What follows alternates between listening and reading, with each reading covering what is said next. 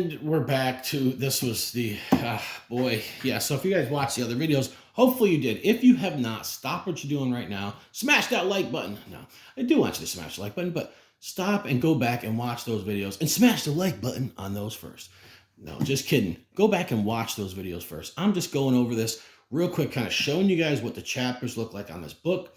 And telling you guys that this is the most important thing you need to do. For one, we want to see people make safe hot sauce. We don't want to get anybody sick, okay? For two, this is what you must pass in order to be a legitimate hot sauce company in the US of A. All right, so this was chapter 3, Microbiology of Acidified Foods. This is where I got a little bit intimidated. I'm not going to lie.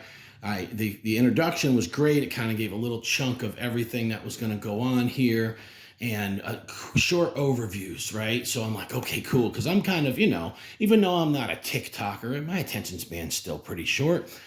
And then I did the pH and I loved it. I was into it. I'm learning more about pH and, all the different types of acids and stuff. And then I got to this, my friends. And I was like, oh no, what do we got going on here?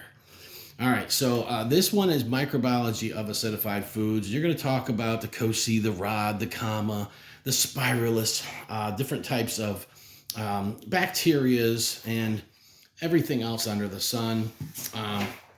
And so this was a little bit intimidating for me, but I got through it and I passed it the first time, no problems at all. So don't be intimidated by it. I'm only telling you I was intimidated by it because I'm being open and honest here.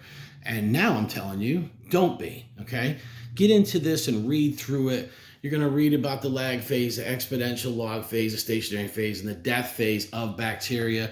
The 12 log reduction, you're going to learn stuff. Now, this is where it can get intimidating. And when you start talking about the reduction in bacteria and all this other good stuff, microbial growth, you're going to go over this with a fine-tooth comb.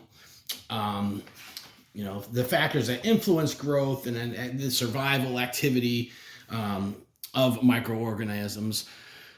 So right here we have, this is good. If most of you guys have worked with, pH before, you would know this, especially if you've used the strips, acidic, neutral, and then alkaline. So your alkaline is your, bleaches and stuff, and ammonias and stuff. So this is where you're going to go through acidity and pH, right? And how this, you're going to learn about how this kind of kills different microorganisms and everything. So, and you got ultraviolet light is something that's not really used too much. It's rare. Temperature is probably one of the most important things to killing microorganisms. You're going to see there is, I believe, a thermal process. Yes, there is. There's a thermal process section of this book that's going to really hit hard on the temperature. We just went through the pH in the last one. We'll talk about the thermal, but the thermal and the pH are the two big ones. Oxygen requirements, you're going to learn about anaerobe versus aerobe environment. So you're going to learn about where, especially when botulism, how does it grow? How does it multiply so fast and stuff? And that is, you got to realize that there's no oxygen, and where it festers, and then there is oxygen. So aerobe requires oxygen to survive, and that would be like molds and bacillus and stuff like that. Anaerobe requires an oxygen-free environment to survive, and Clostridium botulinum botulism is one of those things. So we're going to go with facultative anaerobe and all that. So you guys are going to go through this. You're going to learn all of these terms and terminologies. And what it's going to do is going to really bring a light to you on how microorganisms work, how food spoilage happens, how people end up getting sick, in the end. And so microbial spoilage is not always detectable by appearances. So botulism, you're not going to see it, okay? What are you going to see? You're going to see mold. Any of you guys, well, maybe not. I've never had mold on a ferment, thank God, but a lot of people I've seen in those groups that they've actually ran into problems with mold before, okay? So but everyone's seen mold, right? Bread, cheese, stuff in your refrigerator. So there's all other microorganisms and things that can kill you that you will not see, that you will not taste. Okay. Um, so this is kind of that. This is kind of where that goes through. You're going to go through the thermophiles. And learn about acid tolerant spores. So that's another one. There's stuff that actually can survive the acidified process, and that's where you need to crank the heat up. You know, you're going to go through the thermal process, but then there's also what they call thermophilic growth. So this is things that can survive high heat. So really, I'm telling you right now, this section is going to freak some of you people out. You're going to seriously like go to open a can of food, and it's something that you usually taste as soon as you open the can, or maybe you'll just eat some beanie weenies out the can or something.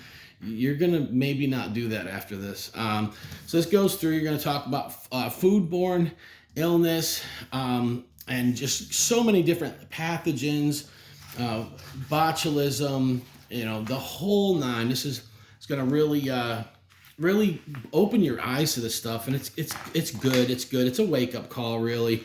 There's so many hobbyists out there, and right now with hot sauce being one of the biggest growing markets in America, there's more and more people doing it every day. I see somebody, they come out with a sauce, they send it to a couple of friends, the friends try it, they say, wow, it's amazing, you need to manufacture that. Next thing you know, these people want to start a hot sauce business. That's how we all started, right?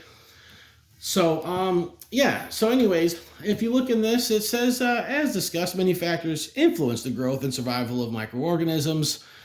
Table 5.3 summarizes the factors known to affect growth of certain foods, pathogens. The acidified foods regulation, 21 CFR Part 114, was written specifically to protect the food supply from growth and toxin production from botulism. Okay, so that was it. I just wanted to go over really quick with you guys, and I just really wanted to go over this really quick and talk about the the microbiology part.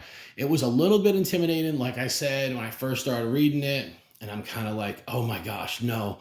And they start to talk about the logs and the growth phase, and you start talking about the 12 log reductions and different things like that. So it was a little bit intimidating, but you know what? I studied it, I got down, I did it, and I passed it. Uncle Bocal will be back. I love you.